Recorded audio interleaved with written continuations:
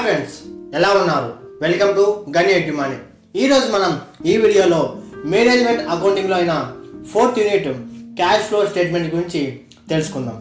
Cash flow statement ఎందుకు prepare చేస్తామంటే మన హోల్ బిజినెస్లో క్యాష్ అండ్ క్యాష్ ఈక్వివలెన్స్ అమౌంట్ని ఎలా మనకి బిజినెస్లోకి వస్తున్నాయి, మనం వాటిని ఎలా ఎక్కడ ఎక్స్పెన్సెస్ పెడుతున్నాము అనే విషయం పైన తెలుసుకునేదానికి మనం క్యాష్ ఫ్లో స్టేట్మెంట్స్ ప్రిపేర్ చేస్తాం.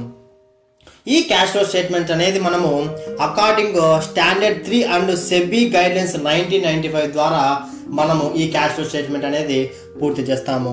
ఇందులో మనకు ముఖ్యంగా cash and cash equivalence includes మాత్రమే మనం ఇక్కడ చేస్తాం. అవి ఏంటంటే cash in hand, cash at bank, demand deposits, short term highly liquidity investment, maturity less than 3 months without risk. మనకు ఈ క్యాష్ ఫ్లో స్టేట్మెంట్ ప్రిపేర్ చేసేదానికి మనకు 3 టర్మ్స్ తెలిసి ఉండాలి. అవేంటంటే cash from operating activities, cash from investment activities, cash from financial activities. ఈ 3 terms గురించి మనం తెలుసుకోగలిగితే క్యాష్ ఫ్లో స్టేట్మెంట్స్ మనం ఈజీగా చేయగలం. ఈ క్యాష్ ఫ్రమ్ ఆపరేటింగ్ యాక్టివిటీస్ అంటే బిజినెస్ ఆపరేషన్స్ ద్వారా మనకి ఏదైతే అమౌంట్ వస్తుందో వెళ్తుందో వాటిని మనము క్యాష్ ఫ్రమ్ ఆపరేటింగ్ యాక్టివిటీస్ అని అంటాము. క్యాష్ ఫ్రమ్ ఇన్వెస్ట్మెంట్ యాక్టివిటీస్ అంటే ఫిక్స్డ్ అసెట్స్ ద్వారా మనకు అమ్మినప్పుడు కానీ కొన్నప్పుడు కానీ ఏవైతే ట్రాన్సాక్షన్ జరుగుతాయో వాటిని మనము క్యాష్ ఫ్రమ్ ఇన్వెస్ట్మెంట్స్ యాక్టివిటీస్గా నోట్ చేస్తాం. Next cash from financial activity, వీటిలో రిలేటెడ్ వచ్చేసి షేర్స్ అండ్ డెబెంచర్స్. అంటే షేర్స్కి మరియు డెబెంచర్స్కి ఏవైతే ట్రాన్సాక్షన్స్ జరిగాయో వాటన్నిటిని మనము ఫినాన్షియల్ యాక్టివిటీస్ కింద నోట్ చేసుకుందాం. ఈ cash from operating activity calculate మనం 2 waysలో ఫైండ్ అవుట్ చేస్తాం. అవేంటంటే first one direct method, second one indirect మెథడ్గా మనము ఫైండ్ అవుట్ చేస్తాము. నెక్స్ట్ ప్రొఫార్మా మనం నేర్చుకోబోయేది cash from operations calculated in direct method. మనం మాట్లాడుకుందాం కదా ప్రీవియస్గా. Direct method, indirect method 2 methods ఉంటాయి. ఇప్పుడు మనం డైరెక్ట్ మెథడ్ గురించి తెలుసుకుందాం. దీనికి ప్రొఫార్మా వచ్చేసి పర్టికులర్స్ కాలం, అమౌంట్ కాలం. ఈ ఫస్ట్ వచ్చేసి క్యాష్ సేల్స్ అంటే సేల్స్ని అమౌంట్ని అక్కడ నోట్ చేసుకుంటాం. ఆ సేల్స్ అమౌంట్కి క్యాష్ ఫ్రమ్ ఆపరేటింగ్ ఇన్కమ్ దగ్గర ఆ అమౌంట్ని యాడ్ చేస్తాం. యాడ్ చేస్తే ఒక అమౌంట్ వస్తుంది. ఆ అమౌంట్లో నుంచి క్యాష్ పర్చేజెస్ లెస్ చేస్తే మనకు ఒక అమౌంట్ వస్తుంది. ఆ పై అమౌంట్లో నుంచి క్యాష్ పర్చేస్ లెస్ చేసినట్టయితే మనకు ఒక అమౌంట్ వస్తుంది. ఆ అమౌంట్లో నుంచి క్యాష్ పేమెంట్స్ అంటే salaries and wages, administration office expenses and general expenses, other cash operations. ఏవైతే మనం క్యాష్ ఆపరేషన్స్ చేస్తామో వాటిని ఇక్కడ అమౌంట్ను యాడ్ చేసి పై అమౌంట్లో నుంచి లెస్ చేసినట్టయితే మనకు క్యాష్ ఆపరేషన్స్ బిఫోర్ ట్యాక్స్ వస్తుంది. ఈ క్యాష్ ఆపరేషన్ బిఫోర్ ట్యాక్స్లో నుంచి మళ్ళీ మనము tax on operating activities less చేసినట్టయితే మనకు after tax on operating activity వస్తుంది. ఆఫ్టర్ ట్యాక్స్ ఆన్ ఆపరేటింగ్ యాక్టివిటీలో నుంచి మనము ప్లస్ ఆర్ మైనస్ అంటే any cash paid and receipt extraordinary item should be adjusted. ఈ ఒక్క నోట్ వచ్చేసి మనకు మ్యాక్సిమం మన స్టాండర్డ్స్లో అడగడు. ఇది CA లెవెల్ అనమాట. మ్యాక్సిమం మన క్వశ్చన్స్లో అడగకపోవచ్చు. ఇన్ కేస్ అడిగినా కానీ మనం ఇక్కడ ప్లస్ కానీ మైనస్ కానీ యాడ్ చేస్తే అంటే ఎక్స్పెన్స్ చేసినప్పుడు మైనస్ చేస్తాము, ఇన్కమ్ అయితే కనుక యాడ్ చేస్తాము. అలా అమౌంట్ తీస్తే కానీ మనకు క్యాష్ ఫ్రమ్ ఆపరేటింగ్ యాక్టివిటీస్ అంటే అంటే బిజినెస్ ఆపరేషన్స్ నుంచి మనకి ఏదైతే అమౌంట్ వచ్చిందో ఈ టోటల్ అమౌంట్ ఇక్కడ మనకు అవైలబుల్లో ఉంటుంది.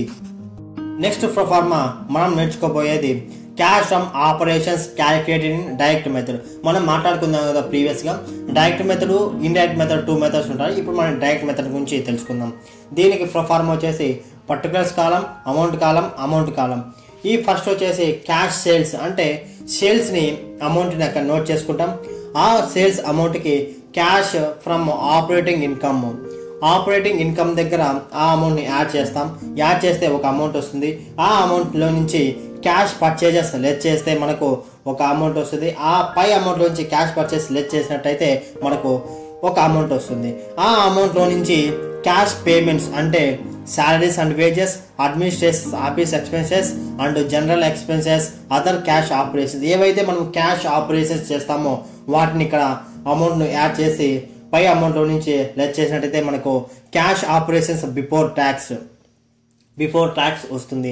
ఈ క్యాష్ ఆపరేషన్ బిఫోర్ ట్యాక్స్లో నుంచి మళ్ళీ మనము tax on operating activities less చేసినట్టయితే మనకు after tax on operating activity వస్తుంది. ఆఫ్టర్ ట్యాక్స్ ఆన్ ఆపరేటింగ్ యాక్టివిటీలో నుంచి మనము ప్లస్ ఆర్ మైనస్ అంటే any cash paid and receipt extraordinary item should be adjusted. ఈ ఒక్క నోట్ వచ్చేసి మనకు మ్యాక్సిమం మన స్టాండర్డ్స్లో అడగడు. ఇది సిఏ లెవెల్ అనమాట. మ్యాక్సిమం మన క్వశ్చన్స్లో అడగకపోవచ్చు. ఇన్ కేస్ అడిగినా కానీ మనం ఇక్కడ ప్లస్ కానీ మైనస్ కానీ యాడ్ చేస్తే అంటే ఎక్స్పెన్స్ చేసినప్పుడు మైనస్ చేస్తాము, ఇన్కమ్ అయితే కనుక యాడ్ చేస్తాము. అలా అమౌంట్ తీస్తే కానీ మనకు క్యాష్ ఫ్రమ్ ఆపరేటింగ్ యాక్టివిటీస్ అంటే ఆపరేటింగ్ యాక్టివిటీస్ అంటే బిజినెస్ ఆపరేషన్స్ నుంచి మనకు ఏదైతే అమౌంట్ వచ్చిందో ఈ టోటల్ అమౌంట్ ఇక్కడ మనకు అవైలబుల్లో ఉంటుంది.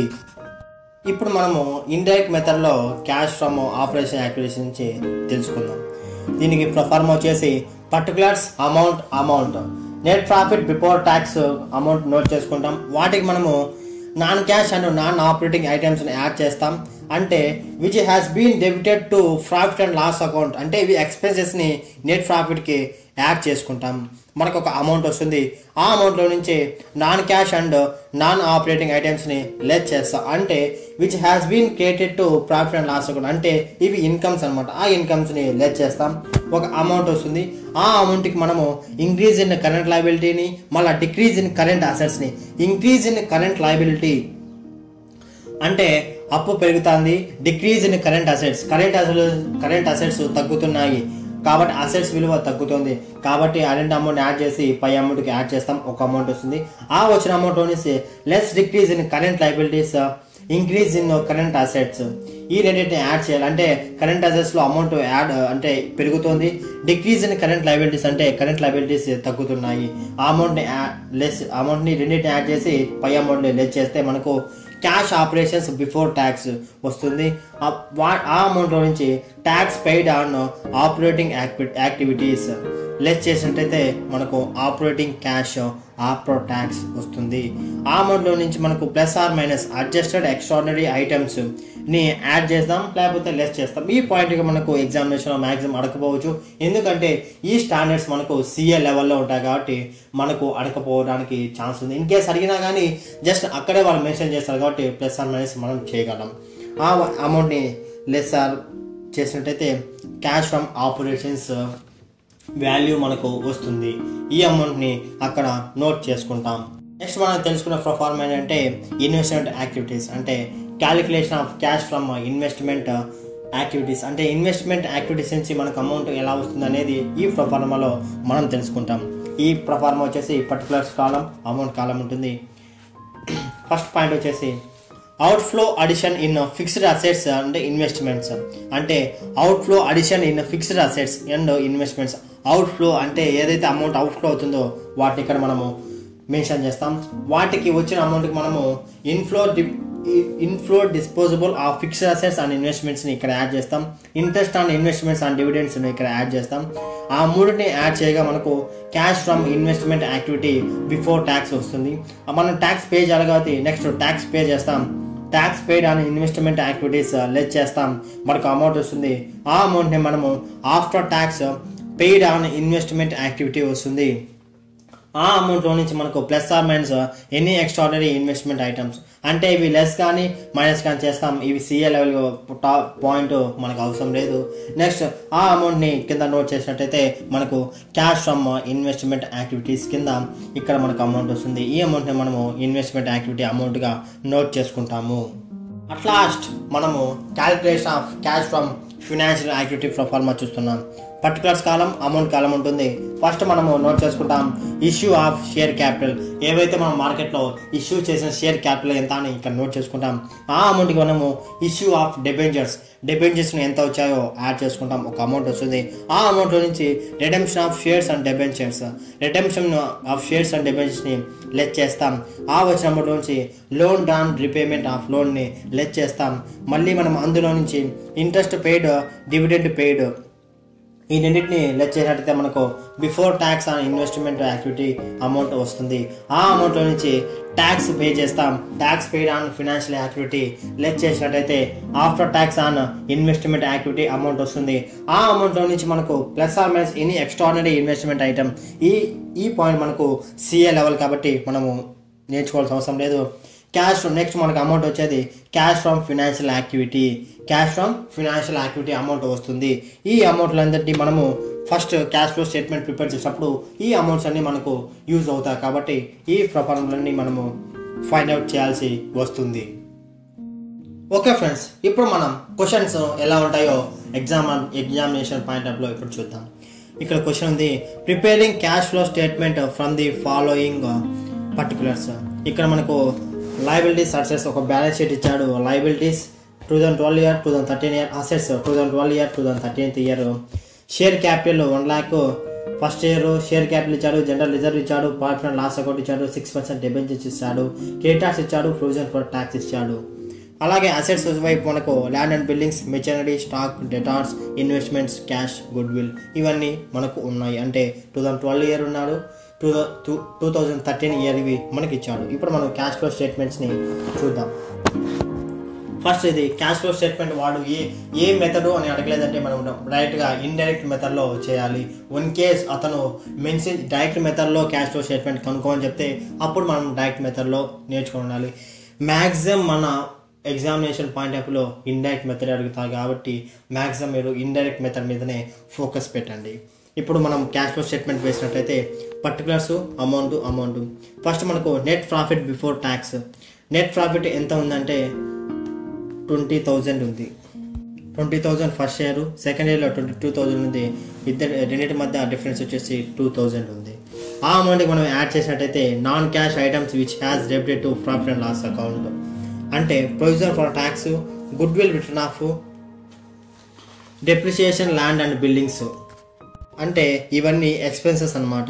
ఈ ఎక్స్పెన్సెస్ని provision for tax 5,000, goodwill written off 10,000, depreciation and land and buildings 5,000. వీటిని యాడ్ చేసినట్టే 20,000 వస్తుంది. 20,000కి పైన నెట్ ప్రాఫిట్ యాడ్ చేసినట్టయితే 22,000 వస్తుంది. వాటిలోంచి మనము లెస్ చేయాల్సింది వచ్చేసి non cash and non operating ఐటమ్స్ని లెస్ చేయాలి. ఈ క్వశ్చన్లో మనకు non cash and non operating items ఏం లేవు, అంటే ఇన్కమ్స్ ఏం లేవు కాబట్టి లెస్ జీరో వాల్యూ. మనకు operating profit before changes in working capital మనకు వచ్చేసి అమౌంట్ 22,000 వస్తుంది.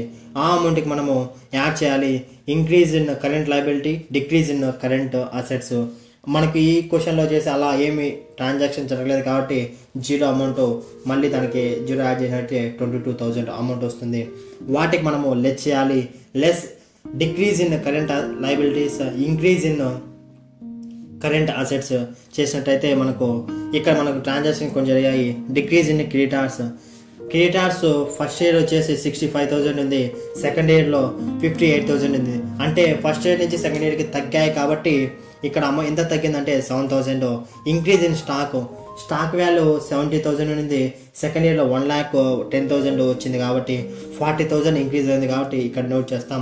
ఇంక్రీజ్ ఇన్ డెటార్స్ వచ్చేసి 20,000 ఉన్నారు ఫస్ట్ ఇయర్, సెకండ్ ఇయర్లో 25,000, డిఫరెన్స్ 5,000 అంటే టోటల్ యాడ్ చేస్తే 52,000.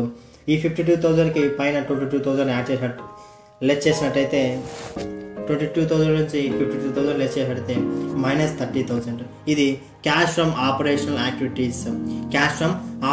యాక్టివిటీస్. నెక్స్ట్ మనం కనుక్కోవాల్సింది cash from investment activities. Purchase on machinery అంటే ఫిక్స్డ్ అసెట్స్కి సంబంధించిన ట్రాన్సాక్షన్ని ఇక్కడ నోట్ చేసుకుంటాం. Purchase on machinery first year 80,000 ఉంది. సెకండ్ ఇయర్ 90,000 అంటే 10,000 పెరిగింది. అంటే 10,000 ఎక్స్పెన్స్ పెట్టాం కాబట్టి -10,000. ఇక్కడ పర్చేజ్ ఆఫ్ ఇన్వెస్ట్మెంట్స్ ఫస్ట్ ఇయర్లో 0 ఉంటే సెకండ్ ఇయర్లో 10,000 పెరిగాయి. అంటే -10,000 అంటే ఎక్స్పెన్స్ పెట్టాం కాబట్టి టోటల్ యాడ్ చేస్తే -20,000. -30,000 -20,000 యాడ్ చేస్తే -50,000. ఈ అమౌంట్ నుంచి మనము cash from financial activities less చేస్తాం. ఫినాన్షియల్ యాక్టివిటీ అంటే ఇష్యూ ఆఫ్ షేర్ క్యాపిటల్. ఇక్కడ ఇష్యూ ఆఫ్ షేర్ క్యాపిటల్ అంటే first year 1 lakh, second year 1,50,000 అంటే 50,000 పెరిగింది. అంటే ఇక్కడ మనము 50,000 50,000 ప్లస్ 50,000 మైనస్ 50,000 చేసినట్టయితే మనకు ఆన్సర్ వాల్యూ 0 వస్తుంది. వాటికి ఆ 0 అమౌంట్కి మనం యాడ్ చేయాల్సింది cash and cash exchangeable beginning. అంటే మన క్వశ్చన్లో క్యాష్ ఈక్వెన్స్ బిగినింగ్ వచ్చేసి 10,000 ఉంది. ఆ 10,000 జీరోకి యాడ్ చేసినట్టే 10,000. అలాగే క్యాష్ అండ్ లాస్ట్లో మనం జీరోకి 10,000 యాడ్ చేస్తే 10,000 వస్తుంది. ఆ value cash and cash equivalents at end. ఇక్కడ మనం క్వశ్చన్ రైట్ చేస్తామా రాంగ్ చేస్తామా అనేది ఇక్కడే మనం ఫైండ్ అవుట్ చేసుకుంటూ, ఇక్కడ మనం అసెట్ సైడ్ క్యాష్ వాల్యూ చూసినట్టయితే ఫస్ట్ సైడ్ 10,000 ఉంది, at the beginning 10,000, at the end 10,000. ఇక్కడ మన క్వశ్చన్ ఆన్సర్లో లాస్ట్లో చూసినట్టయితే cash and cash equivalents and beginning 10,000 ఉంది, cash and cash equivalents at end 10,000 ఉంది. ఇలా మనకు ఈ రెండు ఈక్వల్ అమౌంట్ అక్కడ బ్యాలెన్స్ షీట్లో ఈక్వల్ అయ్యాయంటే మనం చేసిన ఆన్సర్ కరెక్ట్ వస్తుంది. ఇన్ కేస్ మీకు ఆన్సర్ రాలేదంటే ఆ వాల్యూస్ ఇక్కడ వేసి ఆన్సర్ కరెక్ట్ చేస్తాం. మనలాంటి మేధావులు ఇంకెవరు ఉండరు ఇలాంటి విషయాలలో. సో ఫ్రెండ్స్, ఎందుకైనా మంచిది మనం మొత్తం ఓవరాల్ సబ్జెక్ట్ నేర్చుకుంటే మనకు టాపిక్ పైన ఎంత గ్రిప్ ఉంటే మన క్వశ్చన్స్ ఆన్సర్ రాకపోయినా ఆన్సర్ తెప్పించగల కెపాసిటీ మనకు ఎగ్జామినేషన్ పాయింట్ ఆఫ్ వ్యూలో ఉంటుంది. This is overall about cash flow statement. ఇంతటితో మనకు మేనేజ్మెంట్ అకౌంటింగ్ ఫినిష్ అయింది. నెక్స్ట్ మనము అడ్వాన్స్డ్ అకౌంటింగ్ 2 నేర్చుకుందాం. Okay friends, this is all about management accounting. And మీకు అన్ని చాప్టర్స్ అర్థమయ్యాయని అనుకుంటున్నాను. మీకు ఇన్ కేస్ ఏమైనా డౌట్స్ ఉంటే డిస్క్రిప్షన్లో నా ఫోన్ నెంబర్ లింక్ ఇస్తాను. మీరు నాకు కాల్ చేసినట్లయితే నేను క్లారిఫై చేయగలను. ఇంకా మీరు నా తరపు నుంచి నేను ఫుల్ 100% ఇచ్చాను. మీ తరపు నుంచి 100% కమిట్మెంట్తో నేర్చుకుంటానని అనుకుంటున్నాను. నాకు మీరు సపోర్ట్గా నిలవాలి అంటే మీకు తెలిసిన వారందరి చేత సబ్స్క్రిప్షన్ చేపించి బెల్ ఐకాన్ క్లిక్ చేయండి, లైక్ బటన్ క్లిక్ చేయండి. ఈ వీడియో కన్నా మీకు యూజ్ఫుల్గా ఉందంటే కన్నా ఖచ్చితంగా 10 మందితో షేర్ చేయండి మరియు లైక్ బటన్ క్లిక్ చేయండి. దిస్ ఈజ్ రెబల్ గాని సైనింగ్ ఆఫ్. జై హింద్.